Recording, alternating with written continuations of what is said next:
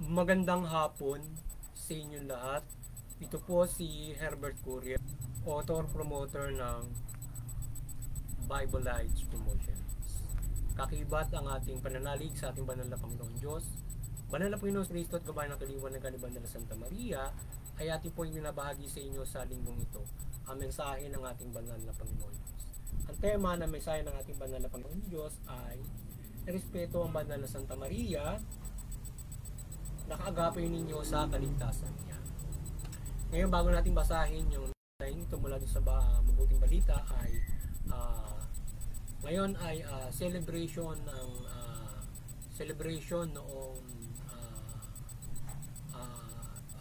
ng kay Banal na Santa Maria ng kanyang kapanganakan o yung kanyang conception, Immaculate Conception. Ngayon, araw ng Immaculate Conception ng ating Banal na Santa Maria.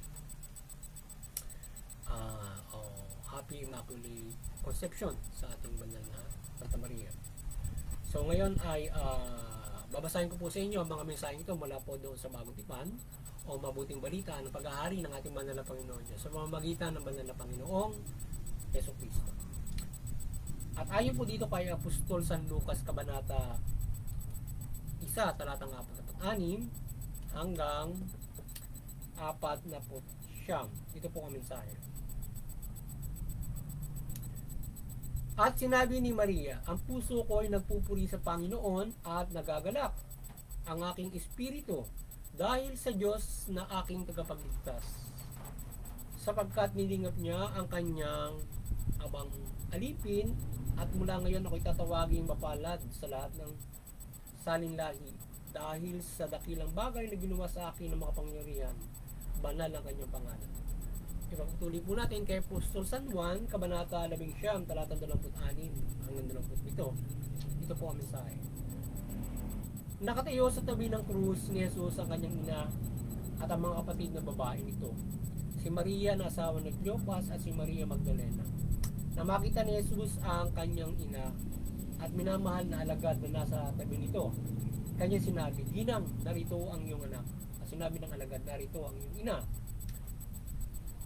At sinabi sa alagad, "Narito ang iyong ina." Mula noon, siya ay pinatira ng alagad na ito sa kanyang bahay. Pagpatuloy po natin sa mga gawa, Kabanata 1, talatang 14. Ito po ang mensahe. Lagi silang nagsasama-sama sa pananalangin kasama ang mga babae at si Mariang ina ni Jesus, hindi ng mga kapatid ni Jesus. Pagpatuloy po natin sa taga-Roma, Kabanata 13 hanggang 8. Ito po ang mensahe. Huwag kayong magkaroon ng saguting kanino man, liban sa saguting kayo'y mag-ibigan, sapagkat ang umiibig sa kapwa ay nakatutupad sa kautusan. Pagpatuloy po natin sa mga taga-Epeso, Kabanata 6, talatang 1 hanggang 3. Ito po ang mensahe. Mga anak, sundin ninyo ang inyong mga magulang, alang-alang sa Panginoon, sapagkat ito ang nararapat. Igalang mo ang iyong ina, ama at ina. Ito ang unang utos na may kalakip na pangako. Ikaw ay giginhawa at lalawi ang iyong buhay dito sa lupa. Yan. Ito po ang salita at mensahe ng ating banal na Panginoon Diyos mula dito sa ating pagbabahagi ng mabuting balita sa Bible Lights Promotions. Yan. Ating pong pasalamatan ng ating banal na Panginoon Diyos, banal na Panginoon sa Kristo, at banal na Espiritu Santo, hindi ng ating banal na Santa Maria. Ngayon po ay ipaliliwanag ko sa inyo ang mga mensaheng ito mula po sa tema na respeto ang banal na Santa Maria, kagapay ninyo sa kaligtasan niya. Nais pong ipabatid sa atin ng ating banal na Panginoon Diyos na sa lahat, sa pamamagitan ng banal na Panginoon sa Kristo, na magkaroon tayo ng pagrespeto o pagkilala sa ating banal na Santa Maria. So atin siyang respeto sapagkat siya ay kagapay natin sa kaligtasan. Yan, ating alalahanin ang kanyang naging ambag sa ating kaligtasan, at siya ikagapay natin sa ating pang-araw-araw na buhay. At sinasabi nga ng mabuting balita na yung mapalad ang ating banal na Santa Maria bilang pinili ng ating banal na Panginoon Diyos. So naging kalugod-lugod siya sa ating banal na Panginoon Diyos at para sa ating kaligtasan. Kaya tayo ay magpuri at tayo ay kumilala sa ating banal na Santa Maria bilang pinili ng ating banal na Panginoon Diyos. At gayon din ay siya ay ganun na lang, ganun din siya inirespeto ng mga alagad ng Panginoong Kristo. So siya ay pinatira doon sa kanyang bahay nung ang Panginoong Kristo ay maipapo sa krus. So ganun siya minahal ng Panginoong Kristo at ganun siya pinakinggan at ganun din siya inirespeto ng mga alagad. Kaya ang Banal na Santa Maria ay bigyan natin ng puwang sa ating mga bahay, sa ating mga puso. Ganun tayo dapat na respeto sa ating Banal na Santa Maria. At siya ay naging kaagapay at nirespeto ng mga alagad bilang kasama-sama nila sa pananalangin doon sa simbahan para sa pag-ibayo ng simbahan ng pananampalataya sa Diyos mula sa Panginoong Kristo. Kaya bilang ang Banal na Santa Maria bilang ating kapwa-tao, bilang ating spiritual na magulang na itinaga ng Panginoon Diyos ay syempre siya ay mahalin natin ng lubos bilang ating bilang kaagapay sa kaligtasan. Kagaya ng pagmamahal natin sa ating mga magulang, na yung mga magulang natin ay dapat natin mahalin. At ganoon din natin mamahalin ng ating Santa Maria, na kung saan yung mga magulang natin ay yan doon sa mga doon sa kautusan ng ating Manala Panginoon Diyos na mahalin natin yung mga magulang sapagkat sila ay tayo giginhawat na lalo ng ating mga din. Ganun din natin mahalin ng ating Manala Santa Maria upang tayo ay guminhawa at lumawig ang ating buhay. At ang pagpapala ng Panginoon Diyos ay pagkakaloob sa atin mula sa banal na Panginoong Jesucristo. At ang Banal na Santa Maria ay ganun lamang ang malasakit sa atin na tayo ay kanyang mula dyan sa kaligtasang spiritual at iba't iba niyang pagmamalasakit sa katawan ay tayo ay walang upay niyang nilalapit siyempre sa ating banal na Panginoon Diyos. Siyempre kaya tayo ay manampalataya sa ating banal na Panginoon Diyos, kaagapay ang Banal na Santa Maria. Tayo ay kaagapay niya upang tayo ay patuloy na samahan ng Banal na Panginoon Kristo at sa pamamagitan ng Banal na Panginoon Kristo ay tayo ay papalain ng Banal na Panginoon Diyos sa tulong ng Banal na Santa Maria.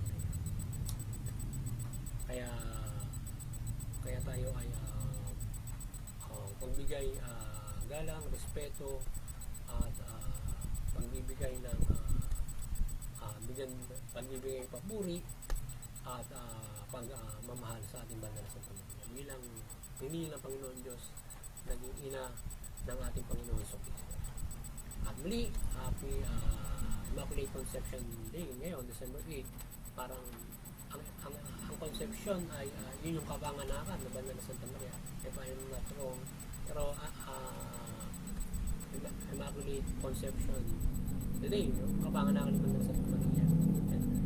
Meron pa kasing isang pinagdiriwang yung assumption yata naman yun, yung pag-akyat niya sa langit na yun. So ngayon ay birthday niya, and then sa darating na panahon naman ay kapanganakan naman ng Panginoon Jesucristo na yung darating na Paskuhan, December 25.